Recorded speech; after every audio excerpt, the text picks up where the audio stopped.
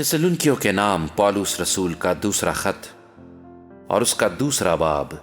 जो 17 आयात पर मुश्तमिल है। ऐ भाइयों, हम अपने खुदावंद यीशु मसीह के आने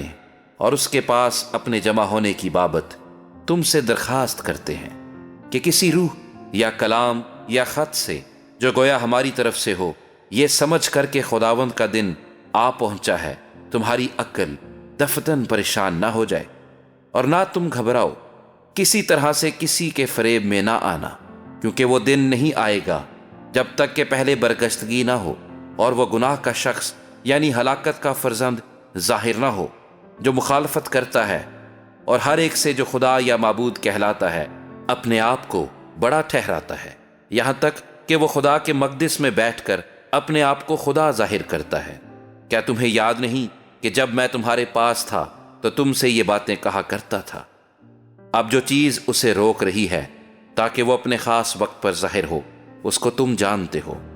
क्योंकि बेदीनी का भेद तो अब भी तासीर करता जाता है, मगर अब एक रोकने वाला है, और जब तक कि वो दूर ना किया जाए रोके रहेगा।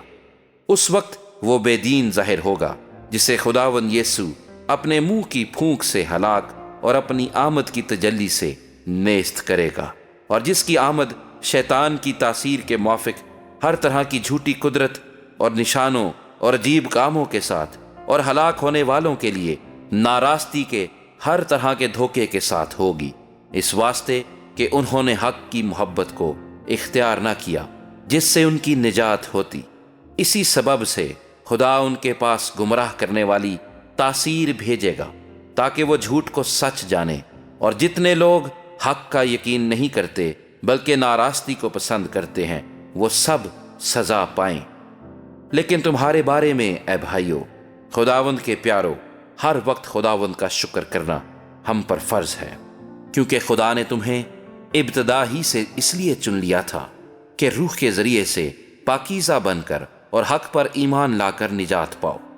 जिसके लिए उसने तुम्हें हमारी खुशखबरी के वसीले से बुलाया ताकि तुम हमारे खुदावंद यीशु मसीह का जलाल हासिल करो। बस ऐ भाइयों, साबित कदम रहो, और जिन रवायतों की तुमने हमारी ज़बानी या ख़त के ज़रिए से तालीम पाई है उन पर कायम रहो। अब हमारा खुदावंद यीशु मसीह खुद और हमारा बाप खुदा, जिसने हमसे मोहब्बत रखी और फजल से अबदी तसल्ली और अच्छी उम्मीद बख्शी, तुम्हारे दिलों को तसल्ली दे और हर एक नेक काम और कलाम में मजबूत करे।